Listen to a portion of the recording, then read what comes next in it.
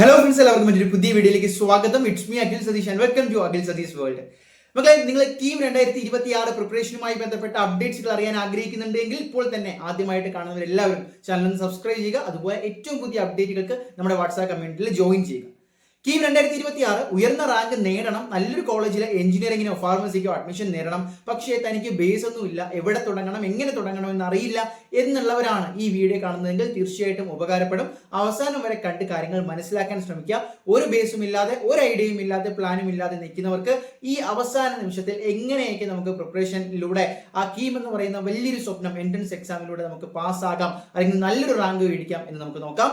ഇങ്ങനെ ഒരുപാട് നമ്മുടെ കമ്മ്യൂണിറ്റിയിലും അല്ലാതെയും ഒക്കെ ഡൗട്ടുകൾ എൻ്റെ മുന്നിൽ വരുന്നുണ്ട്. വിദ്യാർത്ഥികൾ തന്നെ ചോദിക്കുന്നുണ്ട്. അതിൽ പ്രധാനമായിട്ടും റിപ്പീറ്റേഴ്സ് ആണ്. റിപ്പീറ്റേഴ്സ് ഇപ്പോൾ നീറ്റിനും അല്ലെങ്കിൽ പോട്ടെ JEE ഉൾപ്പെടെയുള്ള റിപ്പീറ്റേഴ്സ് അവസാനം കീം മതി, കീമിന് നേടിയെടുക്കണം എന്ന് പറയുന്ന അവസാന സമയത്ത് ഒരു വാശി കയറിയിട്ട് ചോദിക്കുന്നവരുണ്ട്. അതല്ലാതെ +2 പഠിച്ചുകൊണ്ടിരിക്കുന്ന വിദ്യാർത്ഥികൾ തന്നെ എഞ്ചിനീയറിംഗ് ഇപ്പോൾ ഭയങ്കര ഒരു പാഷനായിട്ട് വന്ന് അവസാന നിമിഷം പഠിക്കുന്നതിന്റെ കൂട്ടത്തിൽ തന്നെ ക്രാഷ് പോലെ ചെയ്തുകൊണ്ട് കീം എഴുതിയെടുക്കാൻ പറ്റുമോ എന്ന് ചോദിക്കുന്നവരും ഉണ്ട്. അതിൽ സെൽഫ് സ്റ്റഡിയും ഉണ്ട്, ഒരു ഇൻസ്റ്റിറ്റ്യൂഷനിൽ പോയി പഠിക്കുന്നവരും ഒക്കെയുണ്ട്. എന്തൊക്കെ തന്നെയായാലും നിങ്ങൾ ഇനി ഏതൊക്കെ വലിയ ഇൻസ്റ്റിറ്റ്യൂഷനിൽ പഠിച്ചാലും സെൽഫ് പ്രിപ്പറേഷന് വേണ്ടി കുറച്ച് സമയം മാറ്റി വയ്ക്കുക തന്നെ വേണം.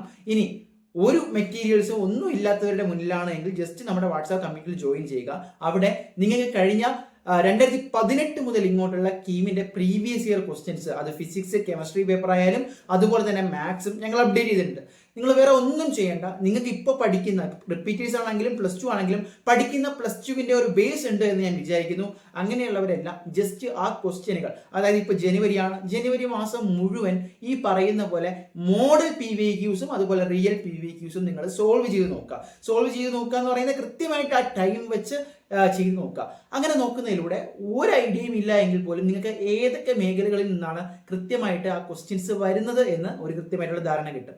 അത് കഴിഞ്ഞിട്ട് ആ മേഖലകൾ, ഇപ്പോൾ മാത്സിന് തന്നെ ഇന്ന മേഖലയിൽ നിന്നാണ് ഇത്രയധികം ക്വസ്റ്റ്യൻസ് ചോദിച്ചിട്ടുള്ളത്, അപ്പോൾ അവിടെ നിന്ന് നിങ്ങൾക്ക് പ്രിപ്പറേഷൻ ചെയ്യുമ്പോൾ കൂടുതൽ ക്വസ്റ്റ്യൻസും ടോപ്പിക്സും ഉൾപ്പെടുത്തിക്കൊണ്ട് ഒരു പക്ക സ്ട്രീം ലൈൻഡ് ആയിട്ട് നിങ്ങൾക്ക് പഠിച്ചു തുടങ്ങാൻ ഹെൽപ്പ് ചെയ്യും. അപ്പോൾ നിങ്ങൾക്കൊരു ഐഡിയ വരാൻ, നിങ്ങൾക്ക് എന്താണ് പഠിക്കുന്നത് എന്ന് അറിയില്ല എങ്കിൽ നിങ്ങളോട് ഞാൻ പറയുന്നത് ഡയറക്റ്റ് എന്ത് ചെയ്യുക, PVQs എടുത്ത് സോൾവ് ചെയ്യുക. ആ സോൾവ് ചെയ്യുന്നതിലോടുകൂടി ഏത് തരത്തിലുള്ള ക്വസ്റ്റ്യൻ എങ്ങനെയൊക്കെ ഏതൊക്കെ പോർഷനിൽ നിന്ന് ചോദിക്കും എന്ന് നിങ്ങൾക്കൊരു ധാരണ കിട്ടും. അത് കഴിഞ്ഞിട്ട് നിങ്ങൾ ബേസിക് ഒന്നുകൂടി ചെയ്യുക, റിവൈസ് ചെയ്യുക, ഇംപ്രൂവ് ചെയ്യുക എന്ന് പറയുന്ന ഒരു ടെക്നിക്കാണ്. അപ്പോൾ ജനുവരിയിൽ ഇതുവരെയും തുടങ്ങാത്തവരാണെങ്കിൽ ഈ ഒരു ടെക്നിക്ക് ഇത് ചെയ്യുക. അതുപോലെ PVQs നമ്മുടെ കമ്മ്യൂണിറ്റിയിൽ അവൈലബിൾ ആണ്, ജസ്റ്റ് ജോയിൻ ചെയ്യുക.